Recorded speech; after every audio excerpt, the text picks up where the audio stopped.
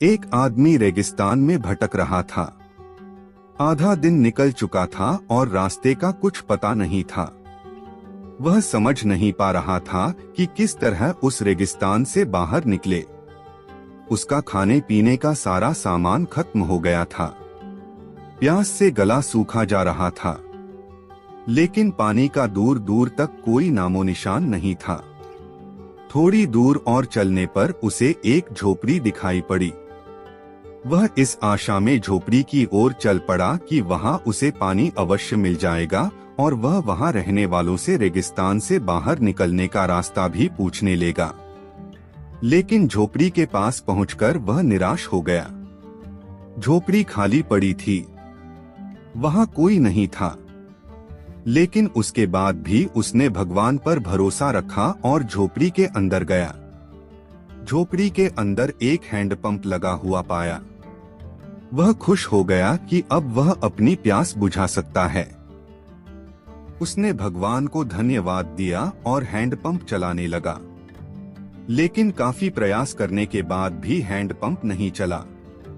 वह थक कर चूर हो चुका था। वह जमीन पर लेट गया।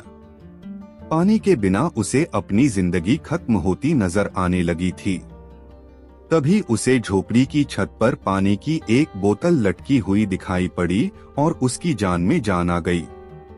उसने सोचा कि ये भगवान की कृपा है कि पानी की ये बोतल उसे दिख गई।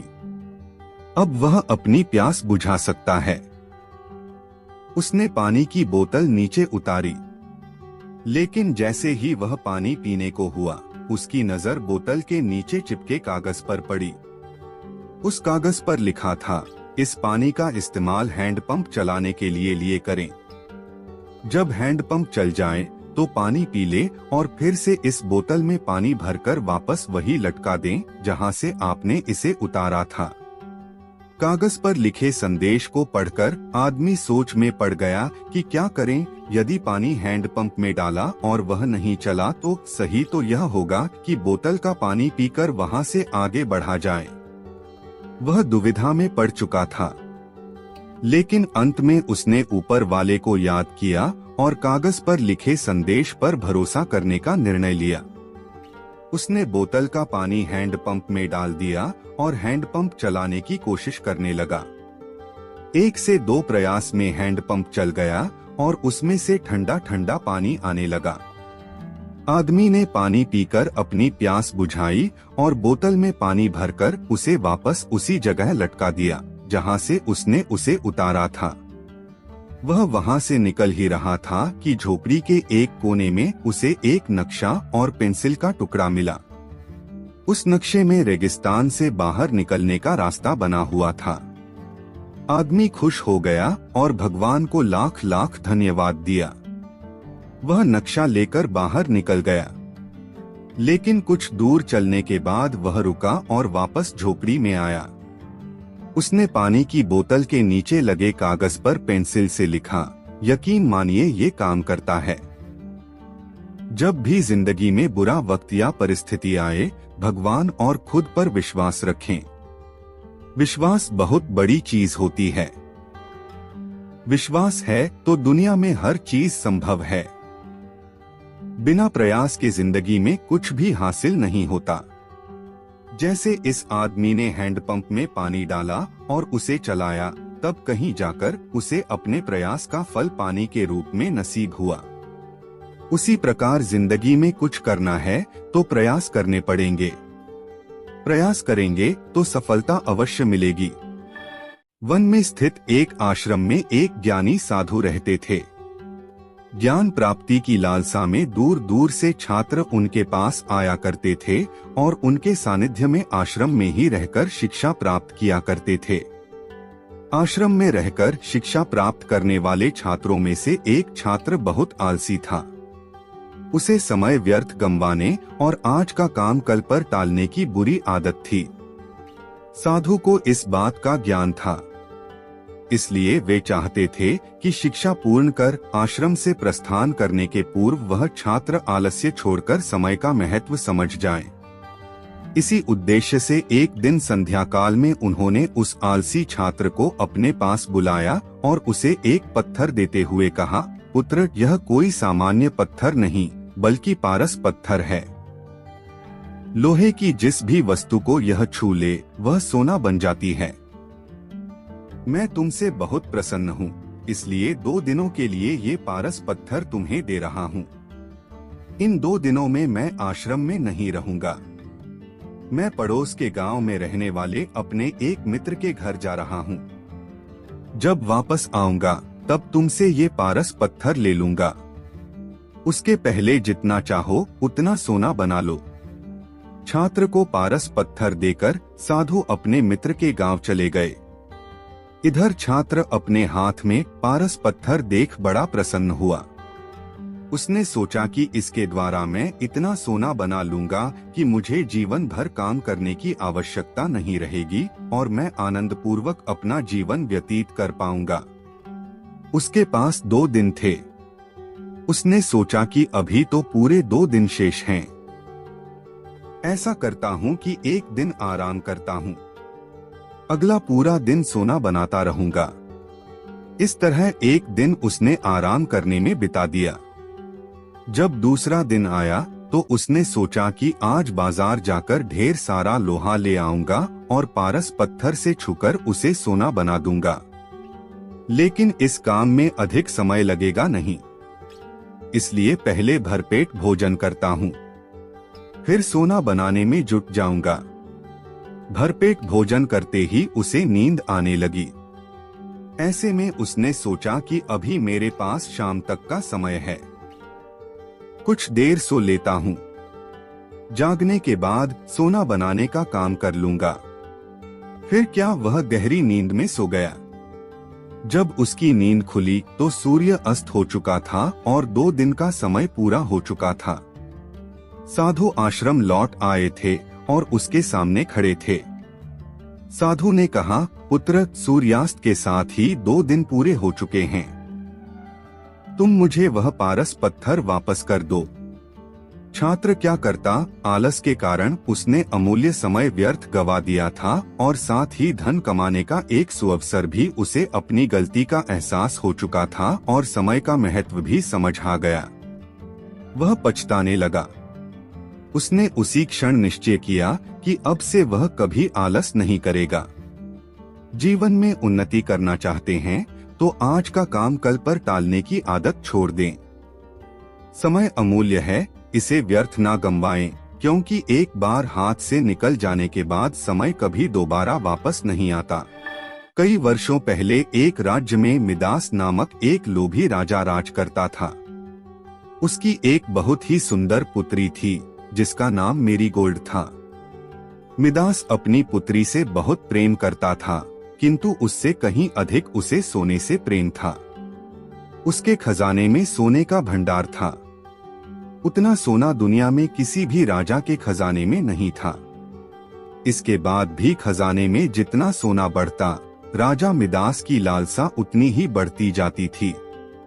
उसके दिन का अधिकांश समय खजाने में रखे सोने को गिनने में निकल जाता था। सोने की लालसा में अक्सर वह अपनी पुत्री को अनदेखा कर देता था। दिन पर दिन उसकी सोने की ललक बढ़ती जा रही थी और अधिक सोना प्राप्त करने के उद्देश्य से उसने एक बार अन्नजल त्याग कर ईश्वर की कठोर उपासना की। उसकी उपासना से प्रसन्न होकर एक परी ने उसे दर्शन दिए और मनचाहा वरदान मांगने को कहा। मिदास बोला, हे परी, मुझे वरदान दीजिए कि मैं जिस भी वस्तु को छूं वह सोने की बन जाए। परी मिदास की लालसा समझ रही थी। वरदान देने के पूर्व परी ने पूछा, राजन, क्या यह वरदान मांगने के पूर्व तुमने अच्छी तरह विचार कर लिया है? हे परी, मैं इस विश्व का सबसे धनी राजा बनना चाहता हूँ। मैंने अच्छी तरह सोच लिया है। मुझे यही वरदान चाहिए। कृपया मुझे वरदान प्रदान कीजिए। मिदास ने उत्तर दिया, तथास्तु, मैं तुम्हें वरदान देती हूँ कि कल सूर्य की पहली किरण के साथ तुम जिस भी वस्तु को छूओगे वह सोने की बन जाएगी। आशीर्वाद देने के उपरांत परी अंतर्ध्यान हो गई। राजा मिदास यह वरदान पाकर खुशी से फूला नहीं समाया। दूसरे दिन सोकर उठने के उपरांत अपनी शक्ति परखने के लिए उसने अपने पलंग को छूकर देखा। वह पलंग सोने का बन गया। मिदास बहुत खुश हुआ।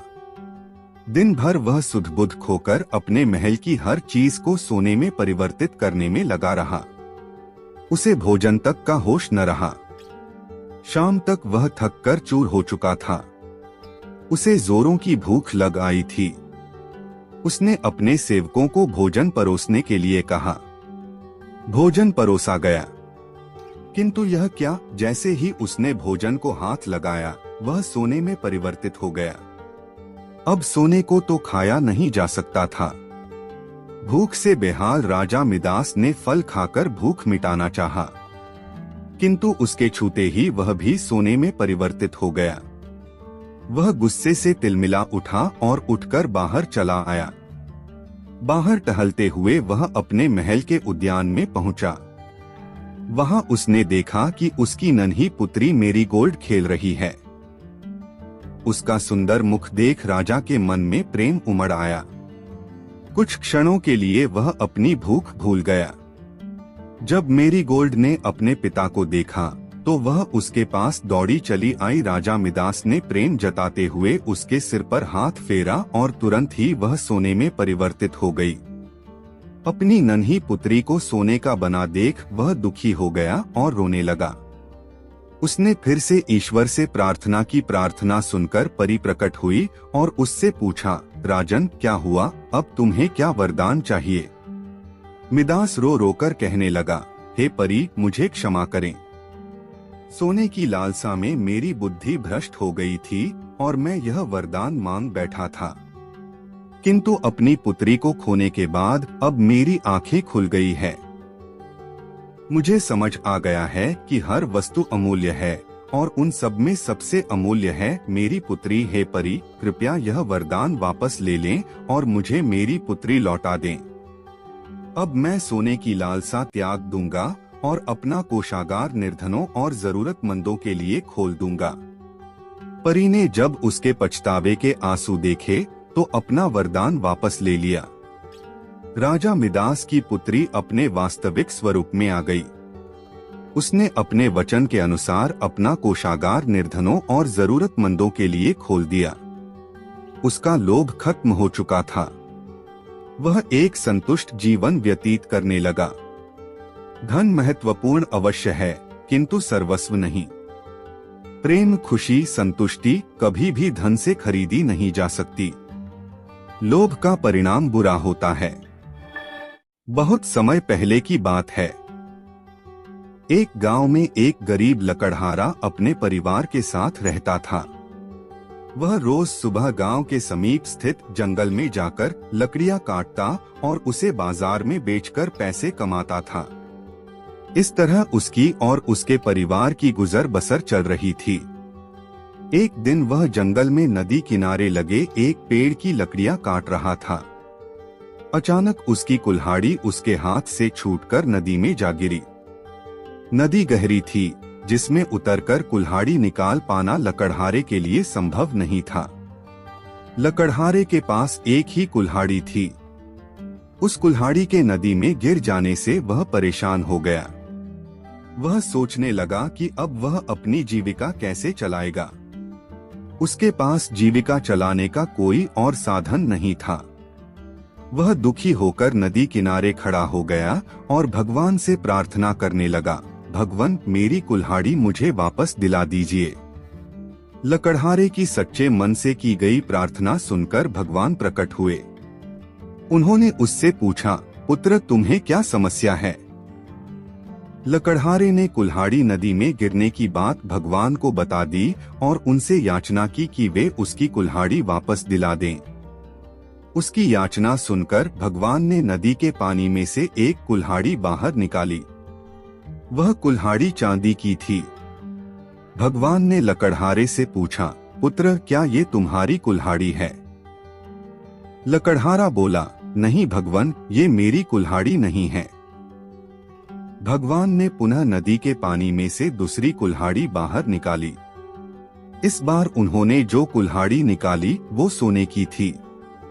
उन्होंने लकड़हारे से पूछा, पुत्र, क्या ये तुम्हारी कुल्हाड़ी है? लकड़हारा बोला, नहीं भगवान, ये मेरी कुल्हाड़ी नहीं है। भगवान बोले, इसे अच्छी तरह से देख लो, ये सोने की कुल्हाड़ी है।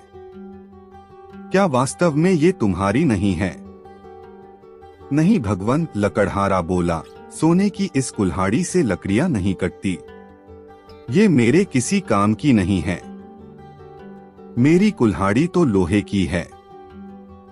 भगवान मुस्कुराए और इस बार जो कुल्हाड़ी उन्होंने निकाली वह लोहे की थी। वह कुल्हाड़ी लकड़हारे को दिखाते हुए भगवान ने पूछा, पुत्र, क्या यही है तुम्हारी कुल्हाड़ी? इस बार कुल्हाड़ी देख लकड़हारा प्रसन्न हो गया और बोला, भगवान, यही मेरी कुल्हाड़ी है। आपका बहुत बहुत धन्यवाद। भगवान लकड़हारे की ईमानदारी देख बहुत प्रसन्न हुए और बोले, पुत्र, मैं तुम्हारी ईमानदारी से अत्यंत प्रसन्न हूँ, इसलिए तुम्हें लोहे की कुल्हाड़ी के साथ साथ सोने और चांदी की कुल्हाड़ी भी देता हूँ। यह कहकर भगवान अंतर्ध्यान हो गए। लकड़हारा अपनी ईमानदारी के कारण पुरस्कृत हुआ। सदा ईमानदार रहें। ईमानदारी सदा सराही जाती है। शहर की पुरानी बस्ती में ताले चाबी की एक दुकान थी। उस दुकान में ढेर सारे ताले चाबी थे। लोग ताले खरीदने वहां आते। कभी कभी मुख्य चाबी गुम हो जाने पर डुप्लीकेट चाबी बनवाने भी उस दुकान पर आते। उसी दुकान में कोने में एक मजबूत हथौड़ा भी पड़ा हुआ था जो ताला तोड़ने के काम आता था, लेकिन उसका प्रयोग कभी कभार ही होता था। कोने में पड़े हथौड़ा अक्सर सोचा करता कि मैं इतना मजबूत हूँ, इतना बलशाली हूँ, इसके बाद भी इतने प्रहार झेलता हूँ, तब ही ताले को खोल पाता हूँ। लेकिन चाबी इतनी छोटी होने के बावजूद किसी भी ताले को बड़ी ही आसानी से खोल लेती हैं। ऐसा क्या है इस छोटी सी चाबी में? एक दिन जब दुकान बंद हुई तो उससे रहा ना गया। उसने चाबी से पूछ ही लिया, चाबी बहन, मैं बहुत दिनों से एक बात सोच रहा था, किंतु बहुत सोचने के बाद भी मैं किसी निष्कर्ष पर नहीं पहुंच पाया। क्या तुम मेरे एक सवाल का जवाब देकर मुझे निष्कर्ष तक पहुंचने में मदद कर सकती हो? पूछो भाई, बन पड़ा तो तुम्हारे सवाल का जवाब मैं तुम्हें अवश्य दूंगी, चाबी नम्रता से बोली। बहन, तुम में ऐसी क्या खास बात है कि तुम इतनी छोटी होने पर भी हर प्रकार के ताले, चाहे वह कितना भी मजबूत और जिद्दी क्यों न हो, बड़ी आसानी से खोल लेती हो, जबकि मैं तुमसे बहुत बड़ा, बलशाली और शक्तिशाली होने के बावजूद भी ऐसा नहीं कर पाता। मुझसे ताला खोलने में बहुत मेहनत लगती है और कई बार प्रयास करने के बाद ही ताला टूटता है। चाबी मुस्कुराई और बोली, बहुत ही साधारण सी बात है हथौड़े भाई। तुम ताले पर प्रहार करते हो, इस तरह तुम उस पर बल का प्रयोग करते हो और खोलने के प्रयास में उसे चोट पहुंचाते हो। ऐसे में ताला खुलता नहीं बल्कि टूट जाता है, जबकि मैं बिना बल का प्रयोग किए और ताले को चोट पहुंचाए बगैर उसके अंतर्मन में उतर जाती हूँ। इसीलिए मेरे निवेदन पर ताला तुरंत खुल जाता है। जीवन में कई बार ऐसी परिस्थितियां आती हैं जब हमारे सामने हथौड़ा या चाबी बनने का विकल्प होता है। किसी का दिल जीतना है तो उसे हथौड़ा बनकर जोर जबरदस्ती से नहीं जीता जा सकता, बल्कि चाबी की तरह उसके दिल में उतरकर जीता जाता है। इसी प्रकार किसी से कोई काम करवाना है तो डरा धमकाकर और जबरदस्ती दबाव डालकर भी काम करवाया जा सकता है। लेकिन ऐसे में कार्य के प्रति उत्साह और समर्पण भावना नगण्य रहेगी।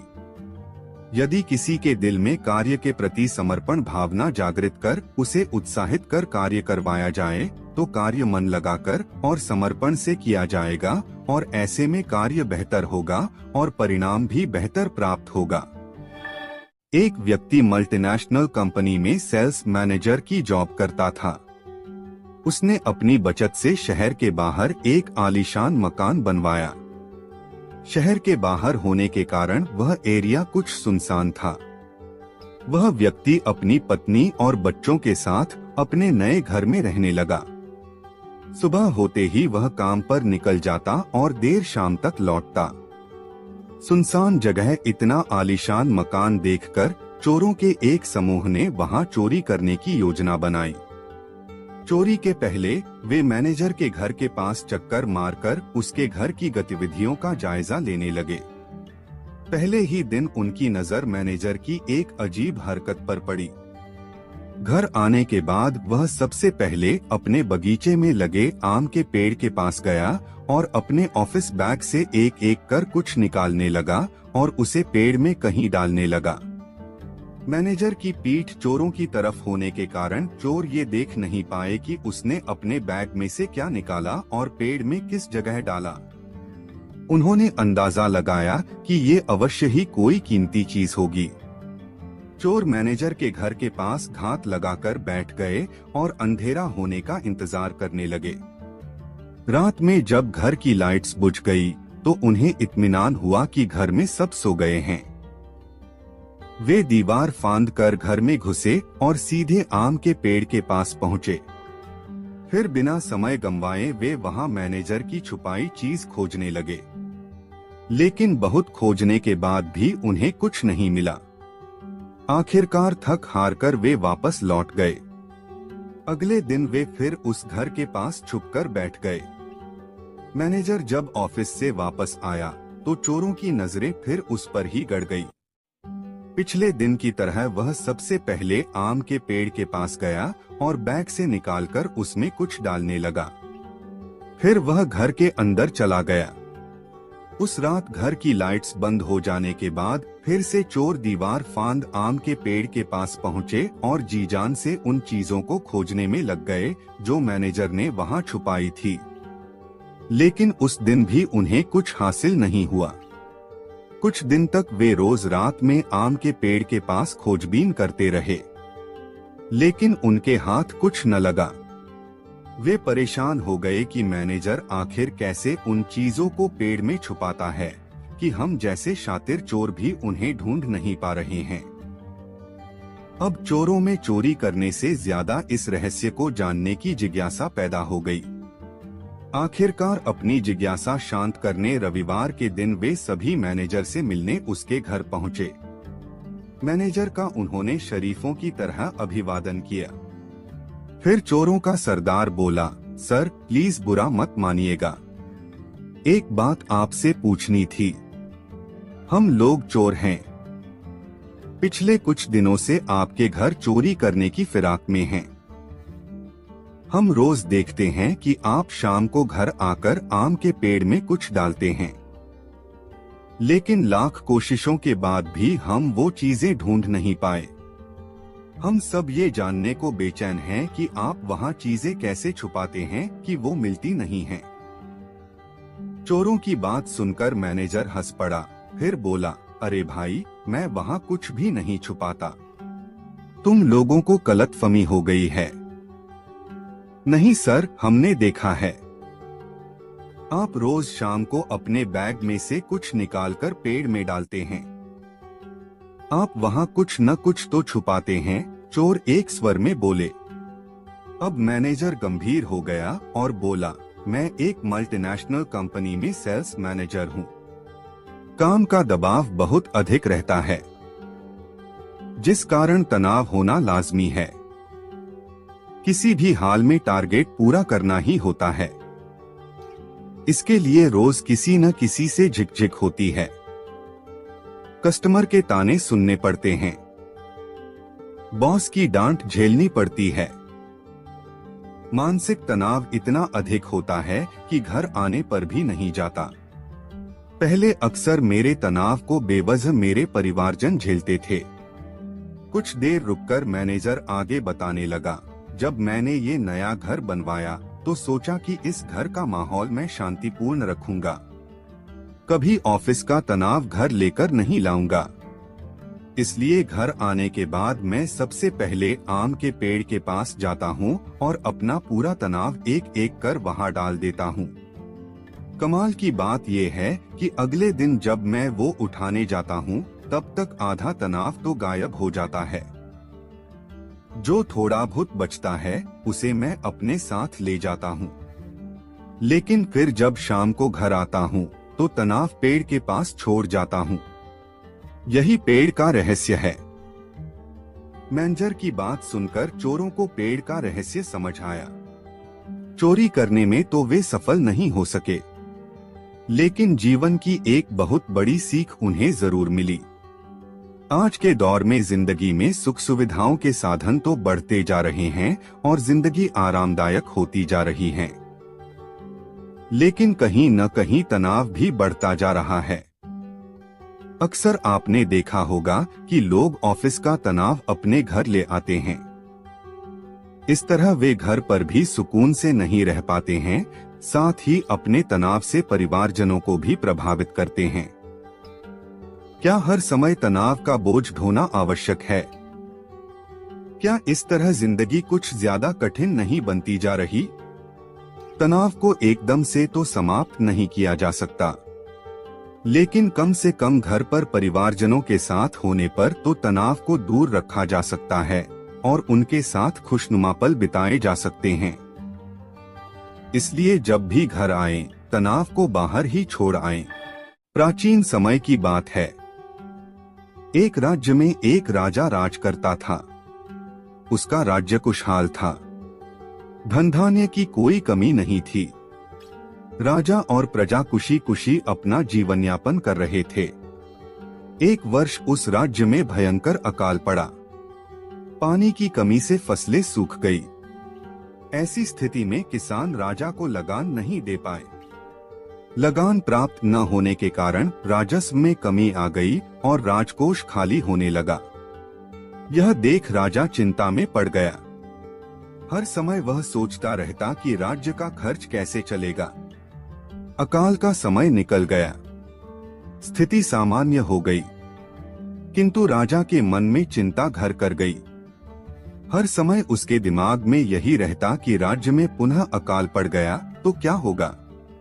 इसके अतिरिक्त भी अन्य चिंताएं उसे घेरने लगी। पड़ोसी राज्य का भय, मंत्रियों का षड्यंत्र जैसी कई चिंताओं ने उसकी भूख प्यास और रातों की नींद छीन ली।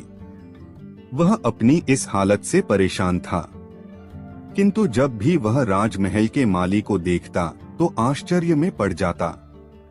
दिन भर मेहनत करने के बाद वह रूखी सूखी रोटी भी छककर खाता और पेड़ के नीचे मजे से सोता। कई बार राजा को उससे जलन होने लगती। एक दिन उसके राज दरबार में एक सिद्ध साधु पधारे। राजा ने अपनी समस्या साधु को बताई और उसे दूर करने सुझाव मांगा। साधु राजा की समस्या अच्छी तरह समझ गए थे। वे बोले, राजन, तुम्हारी चिंता की जड़ राजपाट है। अपना राजपाट पुत्र को देकर चिंता मुक्त हो जाओ। इस पर राजा बोला, गुरुवर, मेरा पुत्र मात्र 5 वर्ष का है। वह अबोध बालक राजपाट कैसे संभालेगा? तो फिर ऐसा करो कि अपनी चिंता का भार तुम मुझे सौंप दो, साधु बोले। राजा तैयार हो गया और उसने अपना राजपाट साधु को सौंप दिया।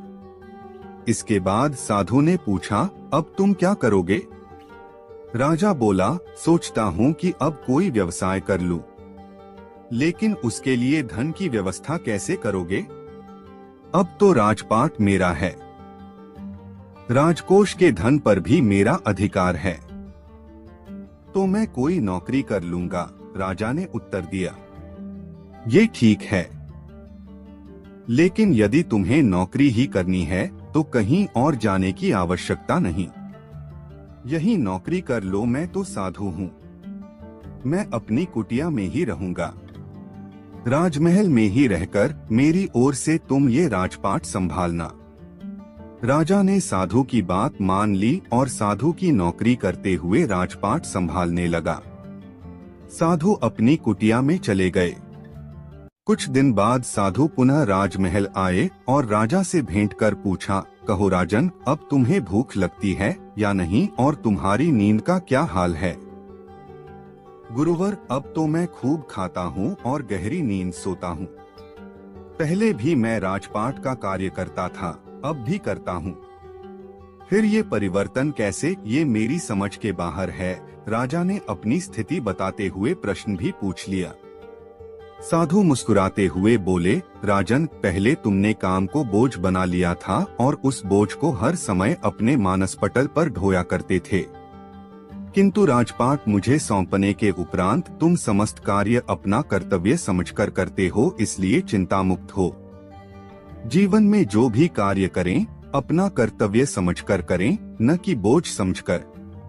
यही चिंता से दूर रहने का तरीका है। प्राचीन समय की बात है। एक राज्य में एक राजा राज करता था।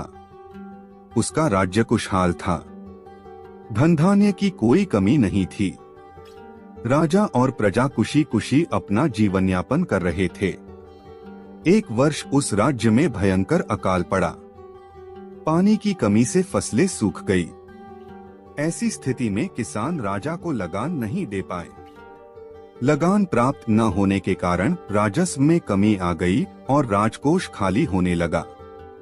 यह देख राजा चिंता में पड़ गया। हर समय वह सोचता रहता कि राज्य का खर्च कैसे चलेगा। अकाल का समय निकल गया। स्थिति सामान्य हो गई, किंतु राजा के मन में चिंता घर कर गई। हर समय उसके दिमाग में यही रहता कि राज्य में पुनः अकाल पड़ गया तो क्या होगा। इसके अतिरिक्त भी अन्य चिंताएं उसे घेरने लगी। पड़ोसी राज्य का भय, मंत्रियों का षड्यंत्र जैसी कई चिंताओं ने उसकी भूख प्यास और रातों की नींद छीन ली। वह अपनी इस हालत से परेशान था, किंतु जब भी वह राजमहल के माली को देखता तो आश्चर्य में पड़ जाता। दिन भर मेहनत करने के बाद वह रूखी सूखी रोटी भी छककर खाता और पेड़ के नीचे मजे से सोता। कई बार राजा को उससे जलन होने लगती। एक दिन उसके राज दरबार में एक सिद्ध साधु पधारे। राजा ने अपनी समस्या साधु को बताई और उसे दूर करने सुझाव मांगा। साधु राजा की समस्या अच्छी तरह समझ गए थे।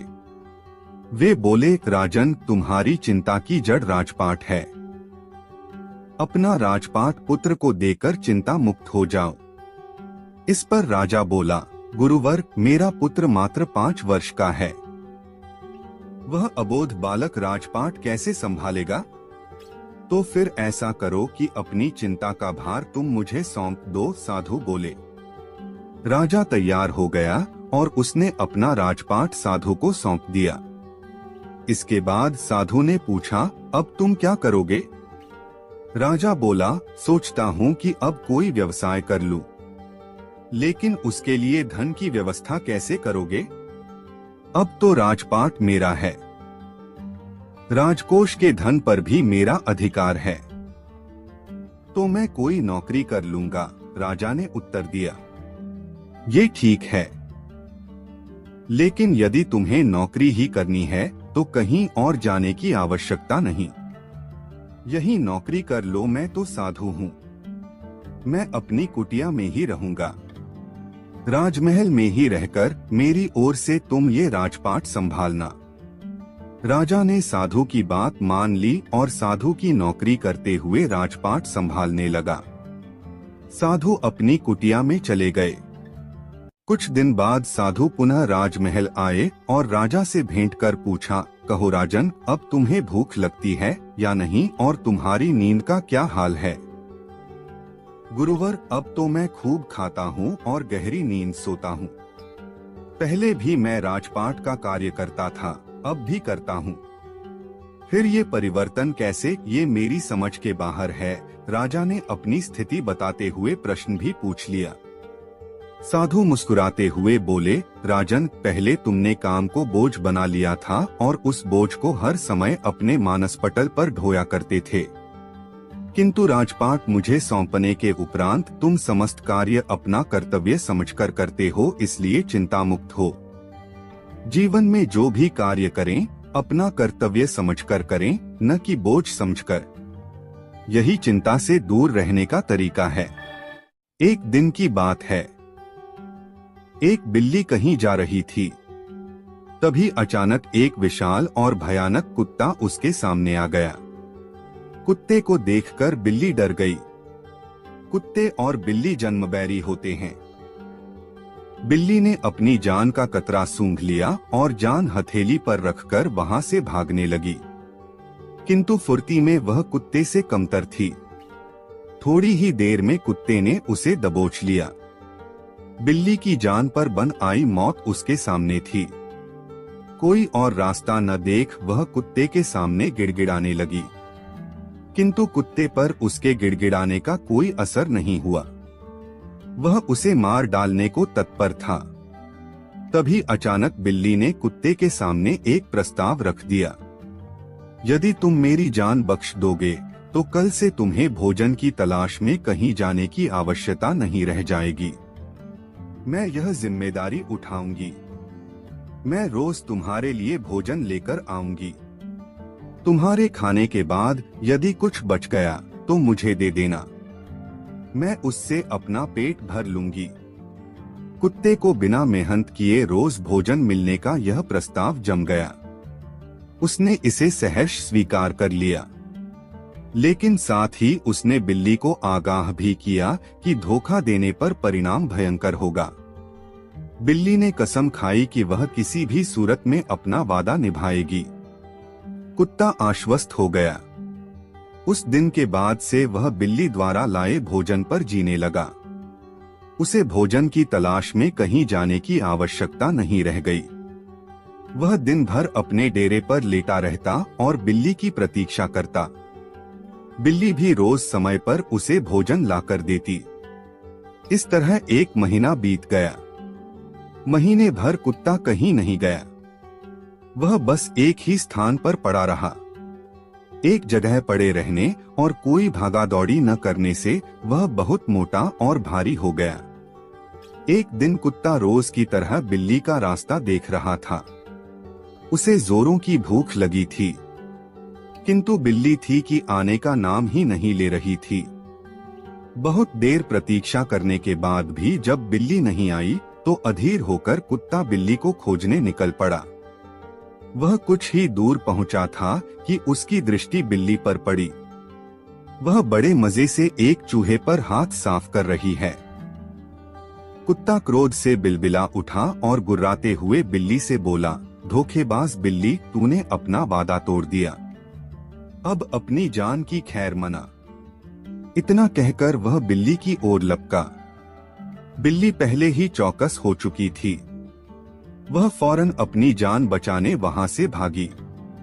कुत्ता भी उसके पीछे दौड़ा, किंतु इस बार बिल्ली कुत्ते से ज्यादा फुर्तीली निकली।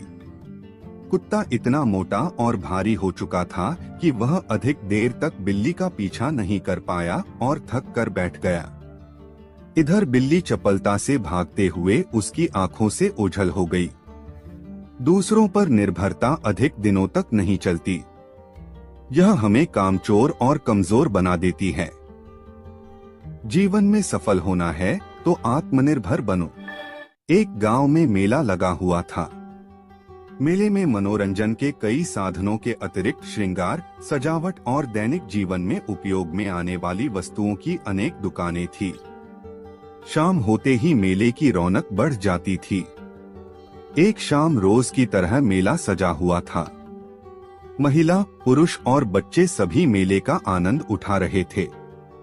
दुकानों में अच्छी खासी भीड़ उमड़ी हुई थी। उन्हीं दुकानों में से एक दुकान कांच से निर्मित वस्तुओं की थी, जिसमें कांच के बर्तन और गृह सज्जा की कई वस्तुएं बिक रही थी। अन्य दुकानों की अपेक्षा उस दुकान में लोगों की भीड़ कुछ कम थी। एक जौहरी भी उस दिन मेले में घूम रहा था। घूमते घूमते जब वह उस दुकान के पास से गुजरा तो उसकी नजर एक चमकते हुए कांच के टुकड़े पर अटक गई। उसकी पारखी नजर तुरंत ताड़ गई कि वह कोई साधारण कांच का टुकड़ा नहीं, बल्कि बेशकीमती हीरा है। वह समझ गया कि दुकानदार इस बात से अनभिज्ञ है। वह दुकान में गया और उस हीरे को उठाकर दुकानदार से उसकी कीमत पूछने लगा। भाई, जरा इसकी कीमत तो बताना। दुकानदार बोला, ये मात्र 20 रुपए का है। जौहरी लालची था। वह कम से कम कीमत में उस कीमती हीरे को हथियाने की फिराक में था। वह दुकानदार से मोलभाव करने लगा। नहीं भाई, इतनी कीमत तो मैं नहीं दे सकता। मैं तुम्हें इसके 15 रुपए दे सकता हूँ। 15 रुपए में तुम मुझे ये दे सकते हो तो दे दो। दुकानदार उस कीमत पर राजी नहीं हुआ। उस समय दुकान में कोई ग्राहक नहीं था। जौहरी ने सोचा कि थोड़ी देर मेले में घूम फिरकर वापस आता हूँ। हो सकता है तब तक इसका मन बदल जाए और ये 15 रुपए में मुझे यह कीमती हीरा दे दे। यह सोच हीरा बिना खरीदे वह वहां से चला गया। कुछ देर बाद जब वह पुनः उस दुकान में लौटा तो हीरे को नदारद पाया। उसने फौरन दुकानदार से पूछा, यहाँ जो कांच का टुकड़ा था वो कहाँ गया? मैंने उसे 25 रुपए में बेच दिया, दुकानदार ने उत्तर दिया। जौहरी ने अपना सिर पीट लिया और बोला, ये तुमने क्या किया? तुम बहुत बड़े मूर्ख हो। वह कोई कांच का टुकड़ा नहीं बल्कि बेशकीमती हीरा था। मात्र 25 रुपए में तुमने उसे बेच दिया। मूर्ख मैं नहीं तुम हो। मैं तो नहीं जानता था कि वह बेशकीमती हीरा है, पर तुम तो जानते थे। फिर भी तुम मुझसे मोलभाव कर 5 रुपए बचाने में लगे रहे और हीरा बिना खरीदे ही दुकान से चले गए, दुकानदार ने उत्तर दिया। दुकानदार का उत्तर सुन जौहरी अपनी मूर्खता पर पछताने लगा और पछताते हुए खाली हाथ वापस लौट गया। मूर्खता और लालच दोनों ही नुकसान का कारण हैं। ठंड का मौसम था। शीतल हवा पूरे राज्य में बह रही थी। कड़ाके की ठंड में भी उस दिन राजा सदा की तरह अपनी प्रजा का हाल जानने भ्रमण पर निकला था। महल वापस आने पर उसने देखा कि महल के मुख्य द्वार के पास एक वृद्ध बैठा हुआ है। पतली धोती और कुर्ता पहने वह वृद्ध ठंड से कांप रहा था। कड़ाके की ठंड में उस वृद्ध को बिना गर्म कपड़ों के देख राजा चकित रह गया। उसके पास जाकर राजा ने पूछा, क्या तुम्हें ठंड नहीं लग रही? लग रही है, पर क्या करूं, मेरे पास गर्म कपड़े नहीं हैं। इतने वर्षों से कड़कड़ाती ठंड मैं यूं ही बिना गर्म कपड़ों के गुजार रहा हूं। भगवान मुझे इतनी शक्ति दे देता है कि मैं ऐसी ठंड सह सकूं और उसमें जी सकूं, वृद्ध ने उत्तर दिया। राजा को वृद्ध पर दया आ गई। उसने उससे कहा, तुम यहीं रुको, मैं अंदर जाकर तुम्हारे लिए गर्म कपड़े भिजवाता हूँ। वृद्ध प्रसन्न हो गया। उसने राजा को कोटि कोटि धन्यवाद दिया। वृद्ध को आश्वासन देकर राजा महल के भीतर चला गया, किंतु महल के भीतर जाकर वह अन्य कार्यों में व्यस्त हो गया और वृद्ध के लिए गर्म कपड़े भिजवाना भूल गया। अगली सुबह एक सिपाही ने आकर राजा को सूचना दी कि महल के बाहर एक वृद्ध मृत पड़ा है। उसके मृत शरीर के पास जमीन पर एक संदेश लिखा हुआ है जो वृद्ध ने अपनी मृत्यु के पूर्व लिखा था। संदेश यह था, इतने वर्षों से मैं पतली धोती कुर्ता पहने ही कड़ाके की ठंड सहते हुए जी रहा था, किंतु कल रात गर्म वस्त्र देने के तुम्हारे वचन ने मेरी जान ले ली। दूसरों से की गई अपेक्षाएं अक्सर हमें उन पर निर्भर बना देती है जो कहीं न कहीं हमारी दुर्बलता का कारण बनती है। इसलिए अपनी अपेक्षाओं के लिए दूसरों पर निर्भर रहने के स्थान पर स्वयं को सबल बनाने का प्रयास करना चाहिए। बहुत समय पहले की बात है। एक राज्य में एक राजा का राज था। वह अक्सर सोचा करता था कि मैं राजा क्यों बना। एक दिन इस प्रश्न का उत्तर प्राप्त करने के लिए उसने अपने राज्य के बड़े बड़े ज्योतिषियों को आमंत्रित किया। ज्योतिषियों के दरबार में उपस्थित होने पर राजा ने यह प्रश्न उनके सामने रखा, जिस समय मेरा जन्म हुआ ठीक उसी समय कई अन्य लोगों का भी जन्म हुआ होगा। उन सब में मैं ही राजा क्यों बना? इस प्रश्न का उत्तर दरबार में उपस्थित कोई भी ज्योतिषी नहीं दे सका। एक बूढ़े ज्योतिषी ने राजा को सुझाया कि राज्य के बाहर स्थित वन में रहने वाले एक महात्मा कदाचित उसके प्रश्न का उत्तर दे सकें। राजा तुरंत उस महात्मा से मिलने वन की ओर निकल पड़ा। जब वह महात्मा के पास पहुंचा तो देखा कि वह अंगारे खा रहे हैं। राजा घोर आश्चर्य में पड़ गया, किंतु उस समय राजा की प्राथमिकता अपने प्रश्न का उत्तर प्राप्त करना था। इसलिए उसने इधर उधर की कोई बात किए बिना अपना प्रश्न महात्मा के सामने रख दिया। प्रश्न सुन महात्मा ने कहा, राजन, इस समय मैं भूख से बेहाल हूँ। मैं तुम्हारे प्रश्न का उत्तर नहीं दे सकता। कुछ दूरी पर एक पहाड़ी है, उसके ऊपर एक और महात्मा तुम्हें मिलेंगे। वे तुम्हारे प्रश्न का उत्तर दे देंगे। तुम उनसे जाकर मिलो। राजा बिना समय व्यर्थ किए पहाड़ी पर पहुंचा। वहां भी उसके आश्चर्य की सीमा नहीं रही जब उसने देखा कि वहां वह महात्मा चिमटे से नोच नोच कर अपना ही मांस खा रहे हैं। राजा ने उनके समक्ष वह प्रश्न दोहराया। प्रश्न सुनकर महात्मा बोले, राजन, मैं तुम्हारे प्रश्न का उत्तर नहीं दे सकता। मैं भूख से तड़प रहा हूँ। इस पहाड़ी के नीचे एक गांव है। वहां 5 वर्ष का एक बालक रहता है। वह कुछ ही देर में मरने वाला है। तुम उसकी मृत्यु पूर्व उससे अपने प्रश्न का उत्तर प्राप्त कर लो।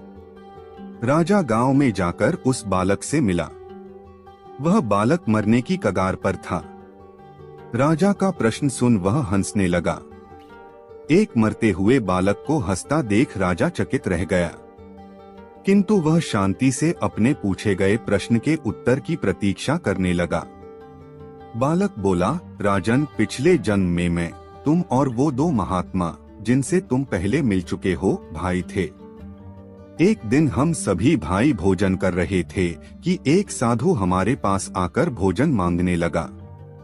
सबसे बड़े भाई ने उससे कहा कि तुम्हें भोजन दे दूंगा तो क्या मैं अंगारे खाऊंगा, और आज वह अंगारे खा रहा है। दूसरे भाई ने कहा कि तुम्हें भोजन दे दूंगा तो क्या मैं अपना मांस नोचकर खाऊंगा, और आज वह अपना ही मांस नोचकर खा रहा है। साधु ने जब मुझसे भोजन मांगा तो मैंने कहा कि तुम्हें भोजन देकर क्या मैं भूखा मरूंगा, और आज मैं भूखे मरने की कगार पर हूँ। किंतु तुमने दया दिखाते हुए उस साधु को अपना भोजन दे दिया। उस पुण्य का ही प्रताप है कि इस जन्म में तुम राजा बने। इतना कहकर बालक मृत्यु को प्राप्त हो गया। राजा को अपने प्रश्न का उत्तर मिल चुका था। वह अपने राज्य की ओर चल पड़ा। अच्छे कर्म का अच्छा फल मिलता है, इसलिए सदा सत्कर्म करो और जहाँ तक संभव हो दूसरों की सहायता करो। एक दिन की बात है। 2 मित्र सोहन और मोहन अपने गांव के मंदिर की सीढ़ियों पर बैठकर बातें कर रहे थे। इतने में एक तीसरा व्यक्ति जतिन उनके पास आया और उनकी बातों में शामिल हो गया। तीनों दिन भर दुनिया जहां की बातें करते रहे। कब दिन ढला, कब शाम हुई, बातों बातों में उन्हें पता ही नहीं चला। शाम को तीनों को भूख लग आई। सोहन और मोहन के पास क्रमशः 3 और 5 रोटियां थीं, लेकिन जतिन के पास खाने के लिए कुछ भी नहीं था। सोहन और मोहन ने तय किया कि वे अपने पास की रोटियों को आपस में बांटकर खा लेंगे। जतिन उनकी बात सुनकर प्रसन्न हो गया, लेकिन समस्या यह खड़ी हो गई है कि कुल 8 रोटियों को तीनों में बराबर बराबर कैसे बांटा जाए। सोहन इस समस्या का समाधान निकालते हुए बोला, हमारे पास कुल 8 रोटियां हैं। हम इन सभी रोटियों के 3 से 3 टुकड़े करते हैं। इस तरह हमारे पास कुल 24 टुकड़े हो जाएंगे। उनमें से 8 से 8 टुकड़े हम तीनों खा लेंगे।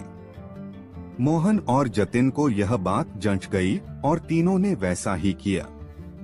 रोटियां खाने के बाद वे तीनों उसी मंदिर की सीढ़ियों पर सो गए, क्योंकि रात काफी हो चुकी थी।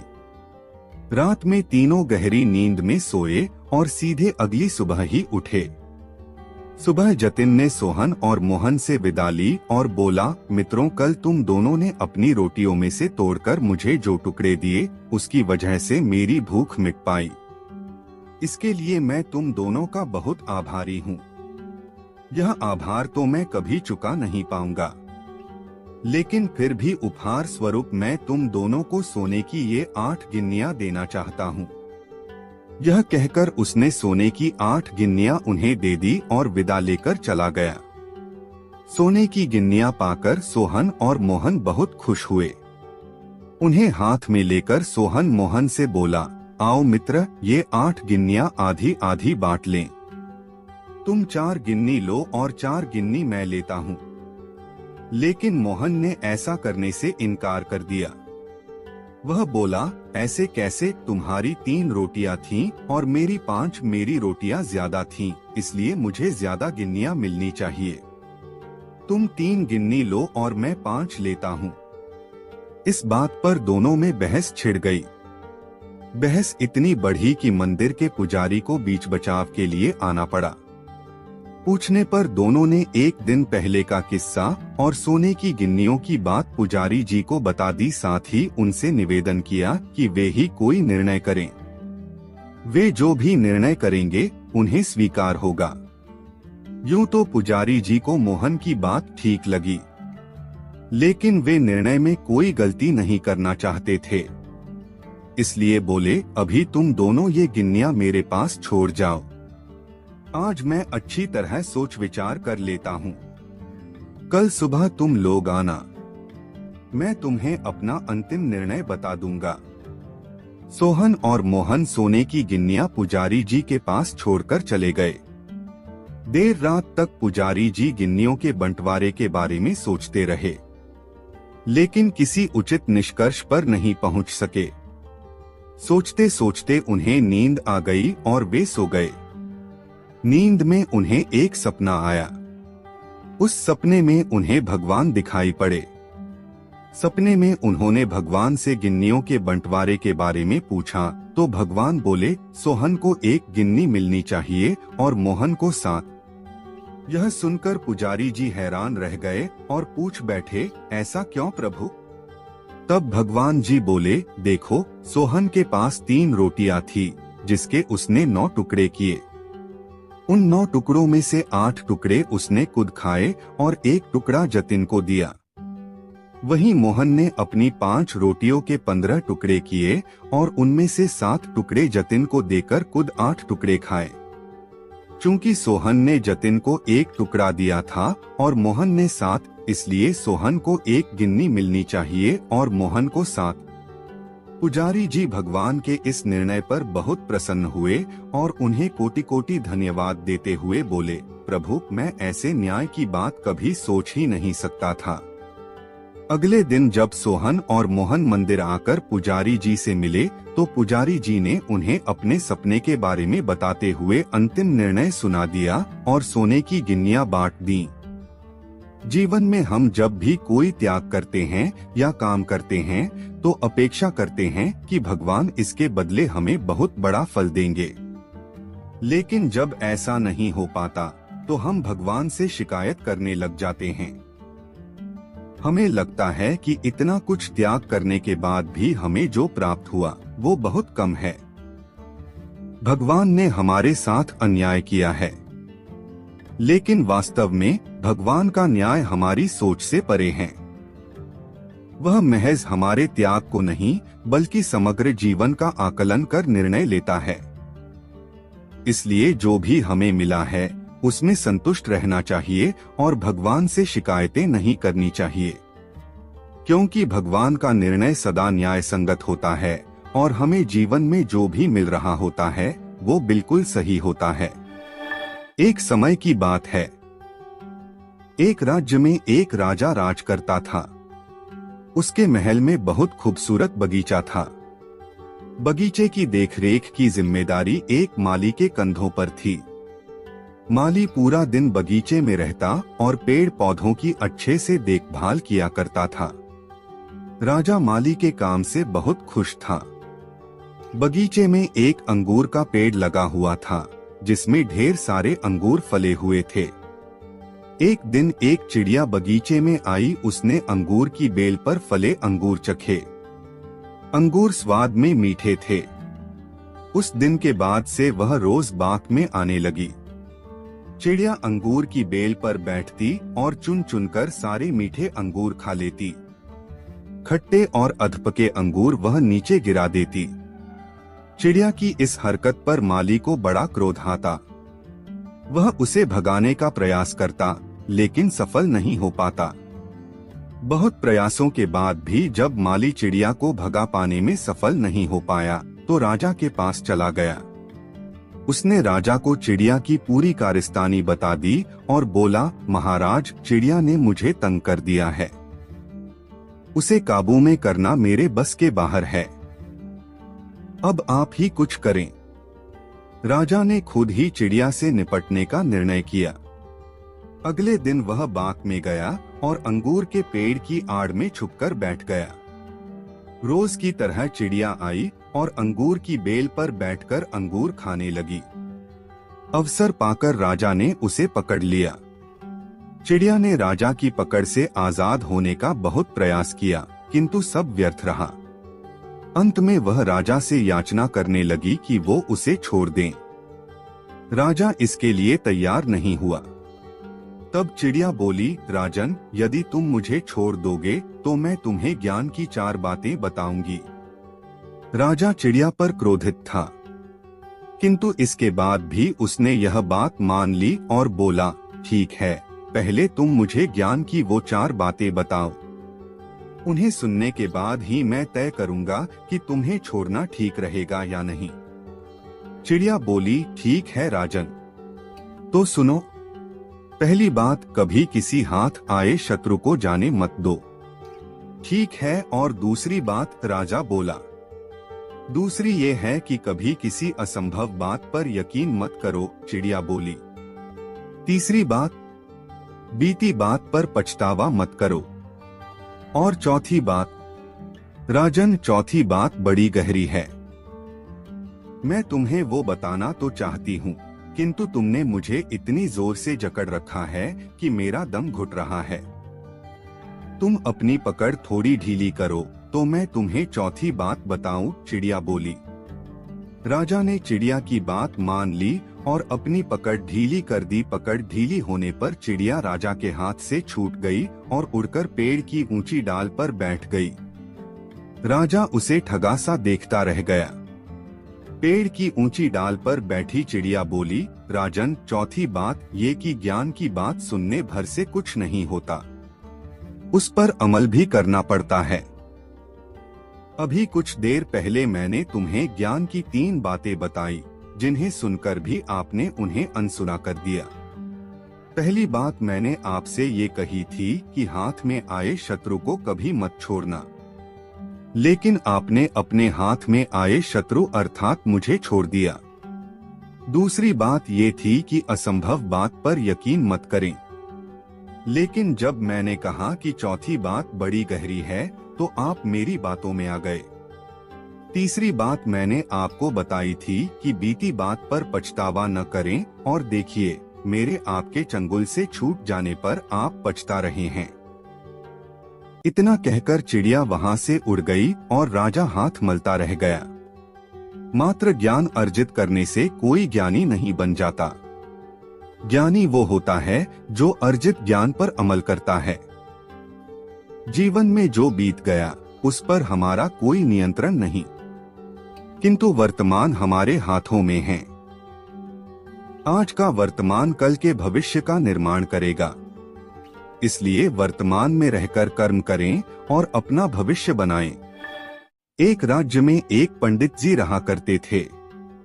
वे अपनी बुद्धिमत्ता के लिए प्रसिद्ध थे। उनकी बुद्धिमत्ता के चर्चे दूर दूर तक हुआ करते थे। एक दिन उस राज्य के राजा ने पंडित जी को अपने दरबार में आमंत्रित किया। पंडित जी दरबार में पहुंचे। राजा ने उनसे कई विषयों पर गहन चर्चा की। चर्चा समाप्त होने के पश्चात जब पंडित जी प्रस्थान करने लगे तो राजा ने उनसे कहा, पंडित जी, आप आज्ञा दें तो मैं एक बात आपसे पूछना चाहता हूँ। पंडित ने कहा, पूछिए राजन। आप इतने बुद्धिमान हैं पंडित जी, किंतु आपका पुत्र इतना मूर्ख क्यों है? राजा ने पूछा। राजा का प्रश्न सुनकर पंडित जी को बुरा लगा। उन्होंने पूछा, आप ऐसा क्यों कह रहे हैं राजन? पंडित जी, आपके पुत्र को ये नहीं पता कि सोने और चांदी में अधिक मूल्यवान क्या है, राजा बोला। ये सुनकर सारे दरबारी हंसने लगे। सबको यूं हंसता देख पंडित जी ने स्वयं को बहुत अपमानित महसूस किया। किंतु वे बिना कुछ कहे अपने घर लौट आए। घर पहुंचने पर उनका पुत्र उनके लिए जल लेकर आया और बोला, पिताश्री जल ग्रहण करें। उस समय भी सारे दरबारियों की हंसी पंडित जी के दिमाग में गूंज रही थी। वे अत्यंत क्रोध में थे। उन्होंने जल लेने से मना कर दिया और बोले, पुत्र जल तो मैं तब ग्रहण करूंगा जब तुम मेरे इस प्रश्न का उत्तर दोगे। पूछिए पिताश्री, पुत्र बोला। ये बताओ कि सोने और चांदी में अधिक मूल्यवान क्या है? पंडित जी ने पूछा। सोना अधिक मूल्यवान है, पुत्र ने तपाक से उत्तर दिया। पुत्र का उत्तर सुनने के बाद पंडित जी ने पूछा, तुमने इस प्रश्न का सही उत्तर दिया है। फिर राजा तुम्हें मूर्ख क्यों कहते हैं? वे कहते हैं कि तुम्हें सोने और चांदी के मूल्य का ज्ञान नहीं है। पंडित जी की बात सुनकर पुत्र सारा माजरा समझ गया। वह उन्हें बताने लगा, पिताश्री मैं प्रतिदिन सुबह जिस रास्ते से विद्यालय जाता हूँ उस रास्ते के किनारे राजा अपना दरबार लगाते हैं। वहाँ ज्ञानी और बुद्धिमान लोग बैठकर विभिन्न विषयों पर चर्चा करते हैं। मुझे वहाँ से जाता हुआ देख राजा अक्सर मुझे बुलाते हैं और अपने एक हाथ में सोने और एक हाथ में चांदी का सिक्का रखकर कहते हैं कि इन दोनों में से तुम्हें जो मूल्यवान लगे वो उठा लो। मैं रोज चांदी का सिक्का उठाता हूँ। यह देख वे लोग मेरा परिहास करते हैं और मुझ पर हंसते हैं। मैं चुपचाप वहाँ से चला जाता हूँ। पूरी बात सुनकर पंडित जी ने कहा, पुत्र जब तुम्हें ज्ञात है कि सोने और चांदी में से अधिक मूल्यवान सोना है तो सोने का सिक्का उठाकर ले आया करो। क्यों स्वयं को उनकी दृष्टि में मूर्ख साबित करते हो? तुम्हारे कारण मुझे भी अपमानित होना पड़ता है। पुत्र हंसते हुए बोला, पिताश्री मेरे साथ अंदर आइए, मैं आपको कारण बताता हूँ। वह पंडित जी को अंदर के कक्ष में ले गया। वहाँ एक कोने पर एक संदूक रखा हुआ था। उसने वह संदूक खोलकर पंडित जी को दिखाया। पंडित जी आश्चर्यचकित रह गए। उस संदूक में चांदी के सिक्के भरे हुए थे। पंडित जी ने पूछा, पुत्र ये सब कहाँ से आया? पुत्र ने उत्तर दिया, पिताश्री राजा के लिए मुझे रोकना और हाथ में सोने और चांदी का सिक्का लेकर वह प्रश्न पूछना एक खेल बन गया है। अक्सर वे यह खेल मेरे साथ खेला करते हैं और मैं चांदी का सिक्का लेकर आ जाता हूँ। उन्हीं चांदी के सिक्कों से यह संदूक भर गया है। जिस दिन मैंने सोने का सिक्का उठा लिया उस दिन ये खेल बंद हो जाएगा, इसलिए मैं कभी सोने का सिक्का नहीं उठाता। पंडित जी को पुत्र की बात समझ तो आ गई, किंतु वे पूरी दुनिया को ये बताना चाहते थे कि उनका पुत्र मूर्ख नहीं है। इसलिए उसे लेकर वे राजा के दरबार चले गए।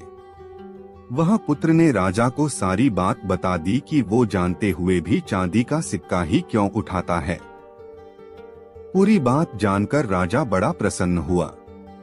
उसने सोने के सिक्कों से भरा संदूक मंगवाया और उसे पंडित जी के पुत्र को देते हुए बोला, असली विद्वान तो तुम निकले। कभी भी अपने सामर्थ्य का दिखावा मत करो, कर्म करते चले जाओ।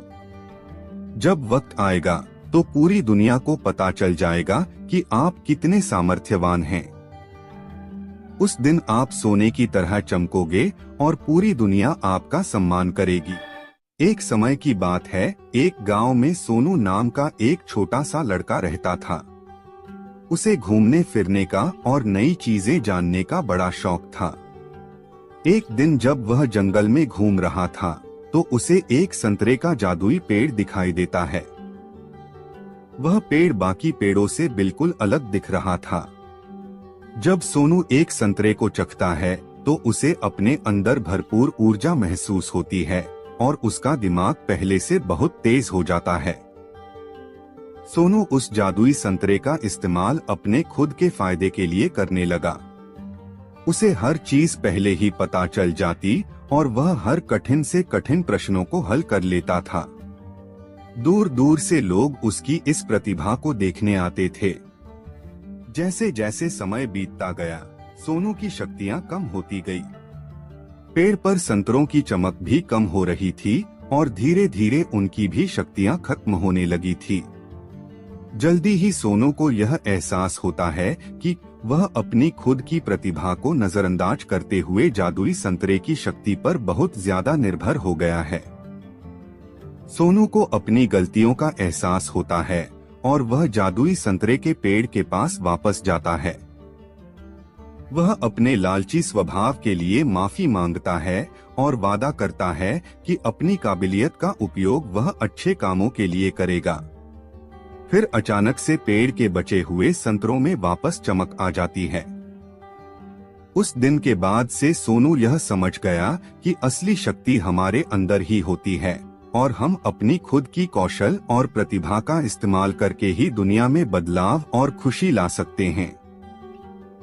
हमें सफलता प्राप्त करने के लिए किसी जादू या शक्ति के बाहरी स्रोतों पर निर्भर नहीं रहना चाहिए, बल्कि हमें अपनी क्षमताओं को बढ़ाने पर ध्यान देना चाहिए और उनका उपयोग करके दुनिया में सकारात्मक बदलाव लाना चाहिए। एक समय की बात है, एक छोटे से गांव में रवि नाम का एक दूधवाला रहता था। वह अपने लालची स्वभाव के लिए जाना जाता था। उसके पास एक गाय थी जो पूरे गांव में सबसे स्वादिष्ट और अधिक मात्रा में दूध देती थी। हर सुबह वह दूध निकालता और गांव के लोगों तक पहुंचाता था। एक दिन रवि को यह एहसास हुआ कि गांव वालों को उसके गाय का दूध बहुत पसंद आ रहा है। इस बात से उसे बहुत खुशी होती है और उसके लालची दिमाग में एक उपाय आता है। वह सोचता है कि अगर मैं दूध में पानी मिला दूं तो मैं अपना मुनाफा बढ़ा सकता हूं और किसी को पता भी नहीं चलेगा। उस दिन के बाद से रवि गांव वालों को दूध पहुंचाने से पहले उसमें पानी मिला देता था। उसे लगने लगा था कि वह बहुत चालाक हो गया है और उसके इस काम के बारे में किसी को पता नहीं चलेगा। गांव वालों को दूध के स्वाद में बदलाव नजर आता है क्योंकि उसका स्वाद अब पहले जैसा नहीं था।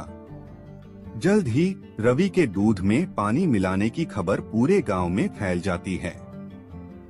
लोग शिकायत करने लगते हैं और उसके दूध का बहिष्कार करते हैं। लोगों को बहुत गुस्सा आता है क्योंकि उन्हें लगता है कि उन्होंने जिस पर भरोसा किया उसी ने उनके साथ धोखा किया है। रवि के गलत काम की वजह से उसका धंधा नीचे गिरने लगता है।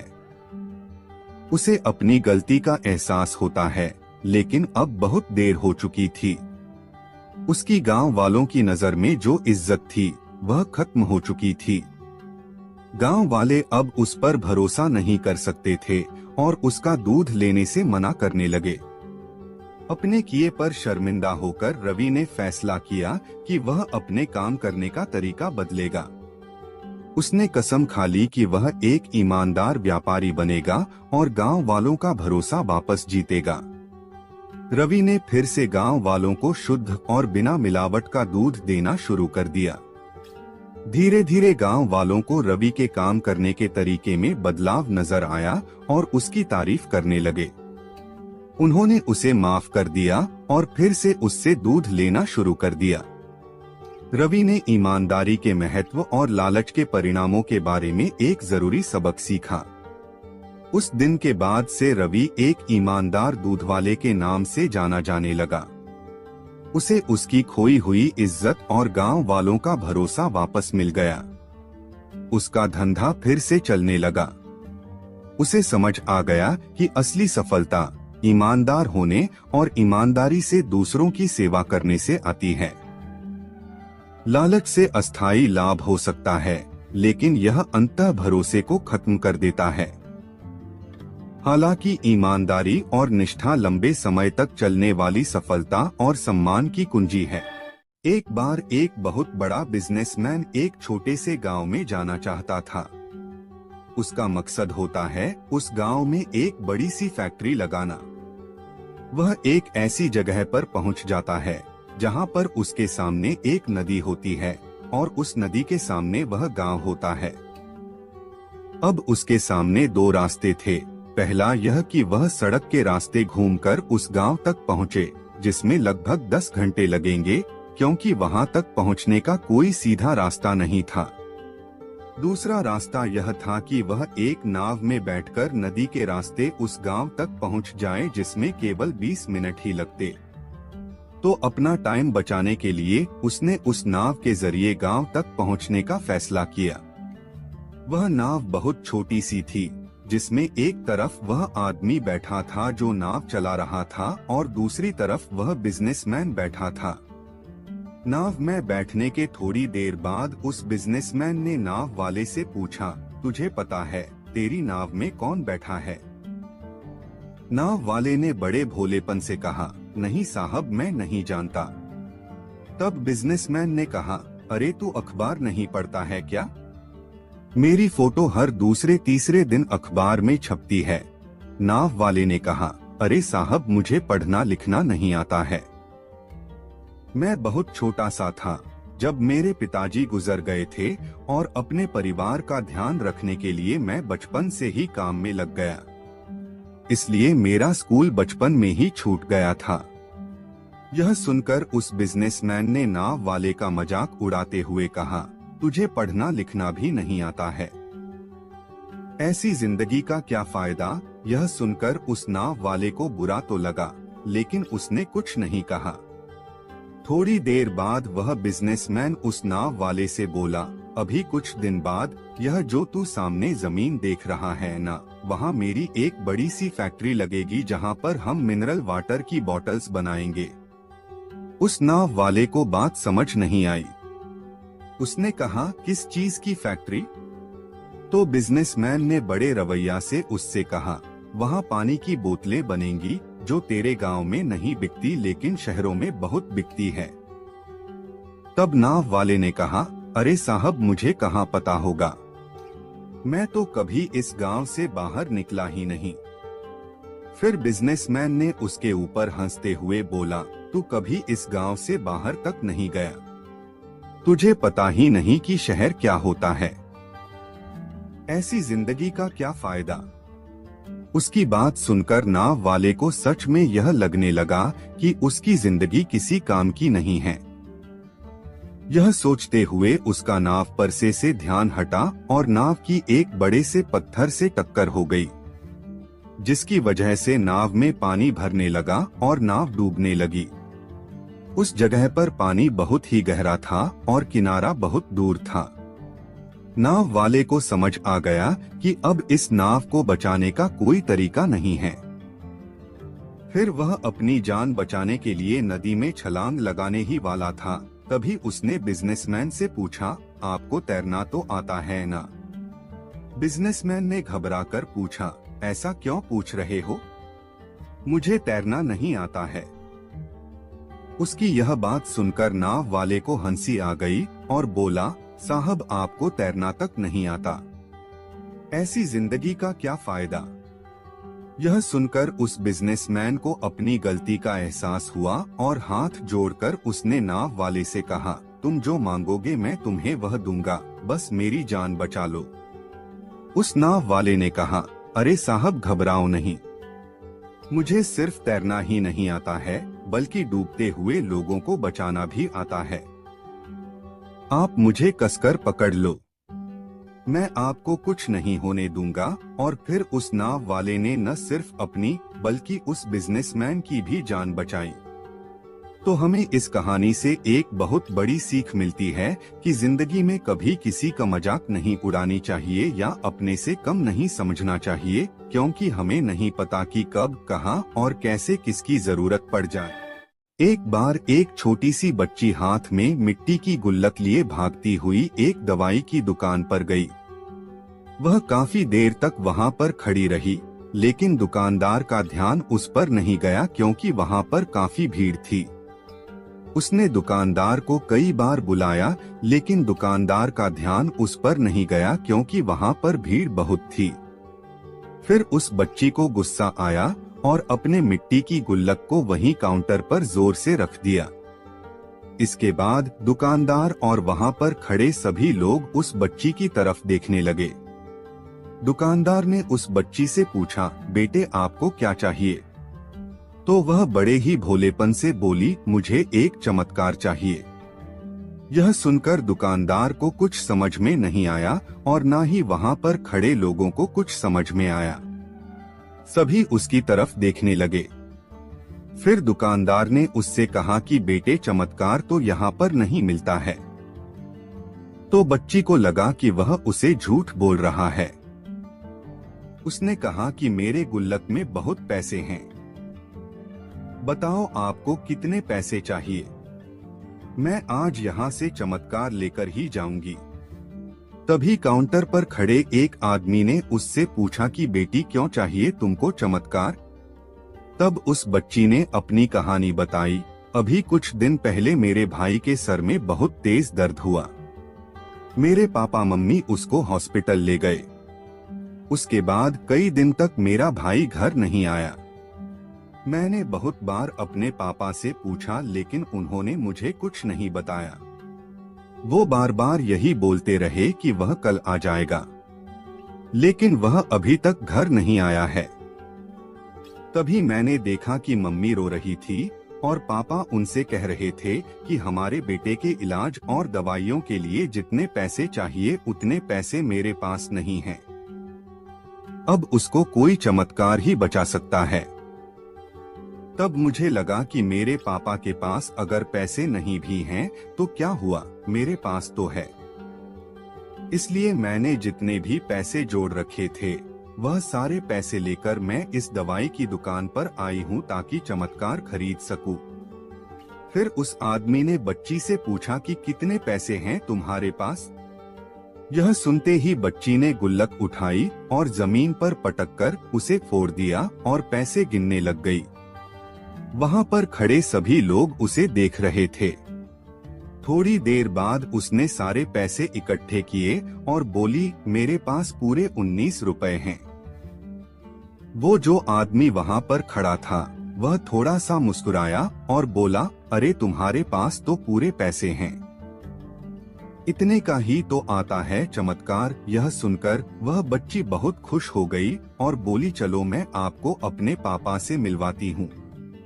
बाद में पता लगा कि वह आदमी कोई आम आदमी नहीं था, बल्कि एक बहुत बड़ा न्यूरो सर्जन था और उसने सिर्फ 19 रुपए में उसके भाई की सर्जरी कर दी।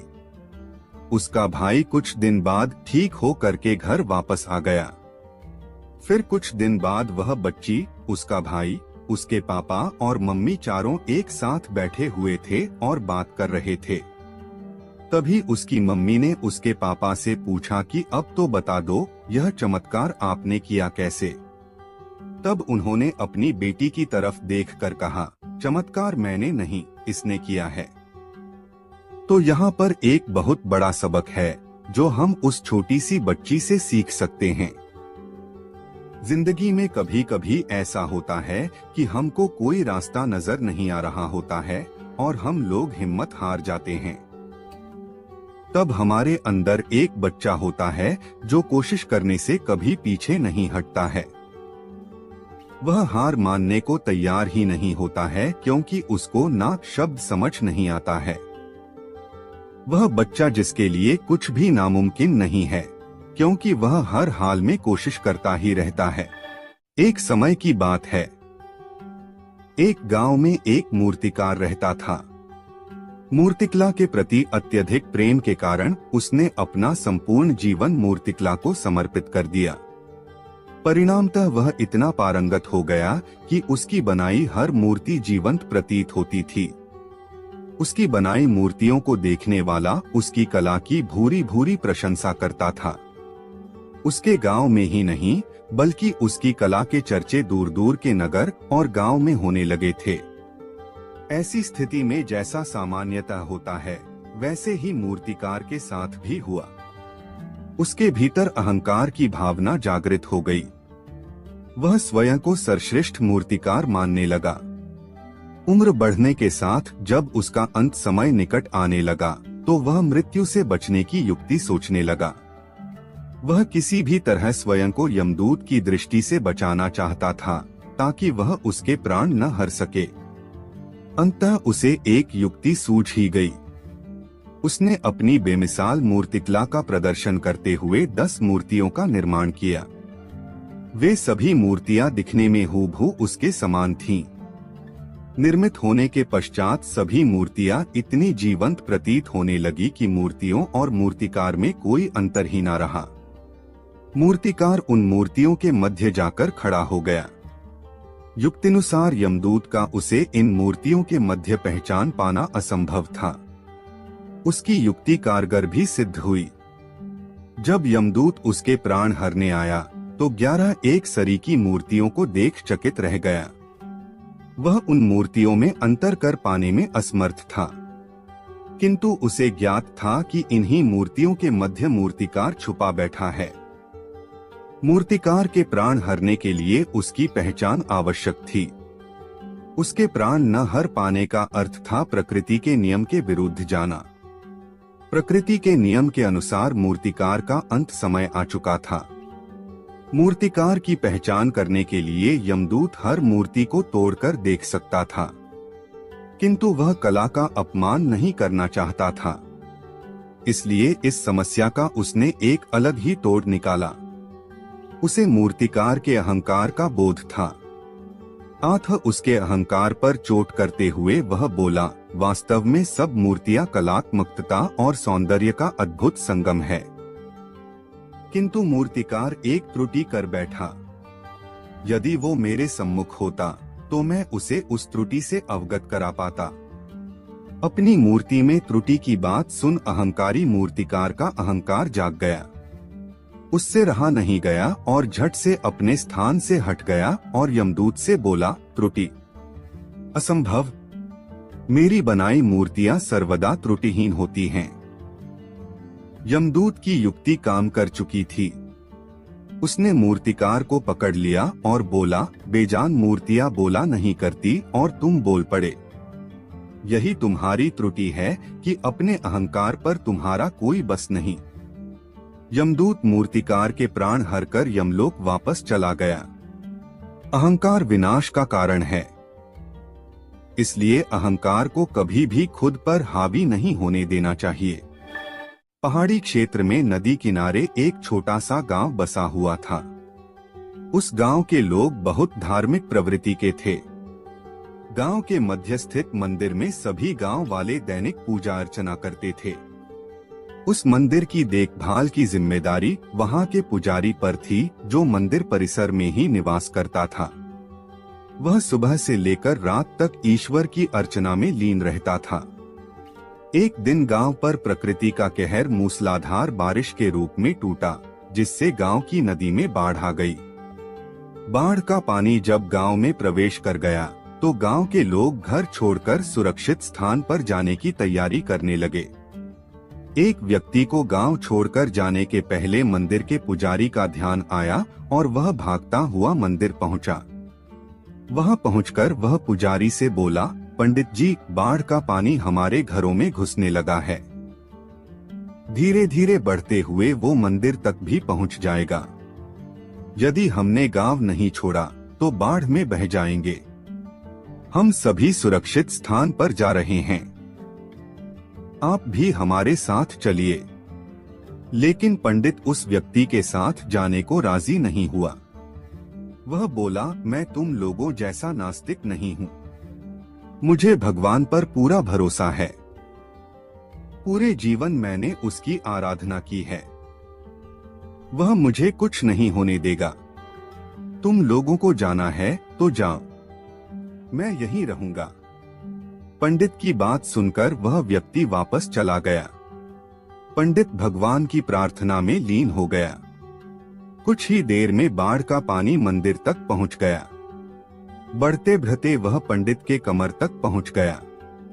ठीक उसी समय एक आदमी नाव लेकर वहां आया और पंडित से बोला, पंडित जी, मुझे गांव के एक आदमी ने बताया कि आप अब भी यहीं हैं। मैं आपको लेने आया हूं। चलिए नाव पर बैठिए। पंडित ने वही बात नाव वाले व्यक्ति से भी कही जो उसने पहले व्यक्ति से कही थी और जाने से इनकार कर दिया। नाव लेकर आया व्यक्ति चला गया। कुछ देर में पानी मंदिर के छत तक पहुंच गया। भगवान को मदद के लिए याद करता हुआ पंडित मंदिर के सबसे ऊंचे शिखर पर जाकर खड़ा हो गया। तभी वहां एक सुरक्षा दल हेलीकॉप्टर से आया और पंडित को बचाने के लिए रस्सी फेंकी, लेकिन पंडित ने वही बात दोहराते हुए रस्सी पकड़ने से इनकार कर दिया। सुरक्षा दल का हेलीकॉप्टर दूसरों को बचाने आगे चला गया। अब बाढ़ का पानी मंदिर के शिखर तक आ गया था। वहां खड़ा पंडित डूबने लगा। डूबने के पहले वह भगवान से शिकायत करते हुए बोला, भगवान, मैंने पूरा जीवन तुझे समर्पित कर दिया। मैंने तुझ पर इतना विश्वास रखा, फिर भी तुम मुझे बचाने नहीं आए। पंडित की शिकायत सुन भगवान प्रकट हुए और बोले, अरे मूर्ख, मैं 3 बार तुझे बचाने आया था। पहली बार मैं भागते हुए तुम्हारे पास आया और गांव वालों के साथ गांव छोड़कर चलने कहता रहा। फिर मैं नाव लेकर आया और अंत में हेलीकॉप्टर। अब इसमें मेरी क्या गलती कि तूने मुझे पहचाना नहीं? पंडित को अपनी गलती समझ में आ गई, लेकिन तब तक बहुत देर हो चुकी थी। जीवन में अवसर बिना बताए दस्तक देते हैं। हम उन्हें पहचान नहीं पाते और जीवन भर शिकायत करते रहते हैं कि अच्छा और सफल जीवन जीने का हमें अवसर ही प्राप्त नहीं हुआ। इसलिए अवसर किसी भी रूप में सामने आए, उसे अपने हाथ से ना जाने दें। एक समय की बात है, किसी राज्य में एक राजा राज करता था। उसकी केवल एक आंख थी और एक पैर था। इन कमजोरियों के बाद भी वह एक कुशल, दयालु और बुद्धिमान शासक था। उसके शासन में प्रजा बहुत खुशहाल जीवन व्यतीत कर रही थी। एक दिन राजा अपने महल के गलियारे से टहल रहा था। सहसा उसकी दृष्टि गलियारे की दीवार पर लगे चित्रों पर पड़ी। वे चित्र उसके पूर्वज के थे। उन चित्रों को देख राजा के मन में विचार आया कि भविष्य में जब उसके उत्तराधिकारी महल के उस गलियारे से टहलेंगे तो उन चित्रों को देख अपने पूर्वजों का स्मरण करेंगे। राजा का चित्र अब तक उस दीवार पर नहीं लगा था। अपनी शारीरिक अक्षमताओं के कारण वह नहीं जानता था कि उसका चित्र कैसा दिखेगा, लेकिन उस दिन उसने सोचा कि उसे भी अपना चित्र उस दीवार पर लगवाना चाहिए। अगले दिन उसने अपने राज्य के श्रेष्ठ चित्रकारों को दरबार में आमंत्रित किया। दरबार में उसने घोषणा की कि वह महल में लगवाने के लिए अपना सुंदर चित्र बनवाना चाहता है। जो उसका सुंदर चित्र बना सकता है वह चित्रकार आगे आए। चित्र जैसा बनेगा वैसा ही उस चित्रकार को इनाम दिया जाएगा। दरबार में उपस्थित चित्रकार अपनी कला में निपुण थे, लेकिन राजा की घोषणा सुनने के बाद वे सोचने लगे कि राजा तो काना और लंगड़ा है, ऐसे में उसका सुंदर चित्र कैसे बन पाएगा। चित्र सुंदर नहीं दिखा तो हो सकता है राजा क्रोधित होकर उन्हें सजा दे दे। यह विचार किसी को आगे आने का साहस न दे सका। सब कोई न कोई बहाना बनाकर वहां से चले गए। वहां मात्र एक युवा चित्रकार खड़ा रहा। राजा ने उससे पूछा, क्या तुम मेरा चित्र बनाने को तैयार हो? युवा चित्रकार ने हामी भर दी। राजा ने उसे अपना चित्र बनाने की आज्ञा दे दी। अगले ही दिन से वह चित्रकार राजा का चित्र बनाने में जुट गया। कुछ दिनों बाद चित्र बनकर तैयार था। जब चित्र के अनावरण का दिन आया तो दरबार में दरबारी सहित वे सभी चित्रकार भी उपस्थित हुए जिन्होंने राजा का चित्र बनाने से इनकार कर दिया था। सभी उत्सुकता से चित्र के अनावरण की प्रतीक्षा कर रहे थे। जब चित्र का अनावरण हुआ तो राजा सहित सबके मुंह खुले के खुले रह गए। चित्र बहुत ही सुंदर बना था। उस चित्र में राजा दोनों तरफ पैर कर घोड़े पर बैठा हुआ था, जिसे एक ओर से चित्रित किया था और उसमें राजा का एक ही पैर नजर आ रहा था। साथ ही राजा धनुष चढ़ाकर एक आंख बंद कर निशाना साध रहा था, जिससे उसके काने होने की कमजोरी छुप गई थी। यह चित्र देख राजा बहुत प्रसन्न हुआ। चित्रकार ने अपनी बुद्धिमत्ता से उसकी अक्षमताओं को छुपाकर एक बहुत सुंदर चित्र बनाया था। राजा ने उसे पुरस्कृत करने के साथ उसे अपने दरबार का मुख्य चित्रकार बना दिया। जीवन में आगे बढ़ना है तो हमें सदा सकारात्मक सोच रखना चाहिए। विषम परिस्थितियों में भी सकारात्मक दिशा में सोचने से किसी भी समस्या का समाधान आसानी से हो जाता है। एक व्यक्ति के 2 पुत्र थे। दोनों का स्वभाव एक दूसरे के विपरीत था। एक बहुत कंजूस था तो दूसरा फिजूल खर्च। पिता उनके इस स्वभाव से परेशान था। उसने कई बार उनको समझाया, लेकिन उन्होंने अपना स्वभाव नहीं बदला।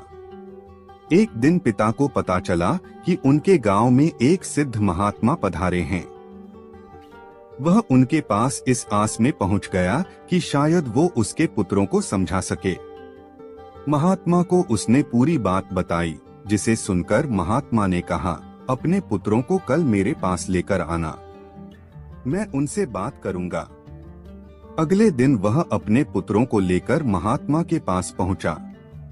महात्मा ने दोनों पुत्रों को अपने पास बुलाया और अपने दोनों हाथों की मुट्ठियां बंद कर उन्हें दिखाते हुए पूछा, यदि मेरे हाथ ऐसे हो जाएं, तो कैसा लगेगा?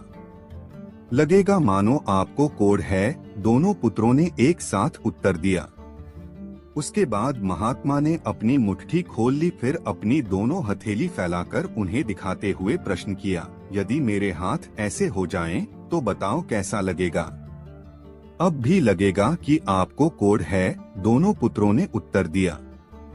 उत्तर सुनकर महात्मा गंभीर हो गए और उन्हें समझाने लगे, पुत्रों, अपनी मुट्ठी सदा बंद रखना या सदा खुली रखना एक तरह का कोढ़ ही है। यदि मुट्ठी सदा बंद रखोगे तो धनवान होते हुए भी निर्धन ही रहोगे, और यदि अपनी मुट्ठी सदा खुली रखोगे तो फिर चाहे कितने भी धनवान क्यों ना हो, निर्धन होते देर नहीं लगेगी। इसलिए कभी अपनी मुट्ठी बंद रखो, कभी खुली। इस तरह से जीवन का संतुलन बना रहेगा। पुत्रों को महात्मा की बात समझ में आ गई और उन्होंने निश्चय किया कि संतुलन बनाकर ही अपना धन खर्च करेंगे। जीवन में धन का बहुत महत्व है। उसका खर्च सोच समझकर करना चाहिए। अधिक कंजूसी भी ठीक नहीं और अधिक फिजूल खर्ची भी ठीक नहीं। दोनों ही दरिद्रता का संकेत हैं। एक धन होते हुए भी दरिद्रता और एक धन चले जाने की दरिद्रता। ऐसे खर्च करें कि धन का संतुलन बना रहे।